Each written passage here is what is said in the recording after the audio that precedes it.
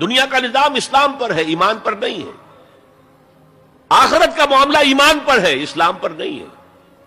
کوئی شخص مسلمانوں کا بہت بڑا قائد ہو، بہت بڑا لیڈر ہو، لیکن ہو سکتا ہے آخرت میں زیرو ہو۔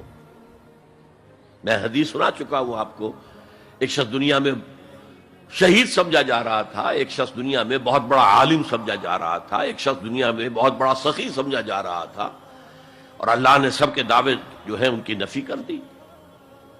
تم نے جنگ کی تھی اس لیے لیقال جریء کہا جائے، بہت ہی جری آدمی ہے صاحب، بہت بہادر آدمی، کیا کہنے اس کے۔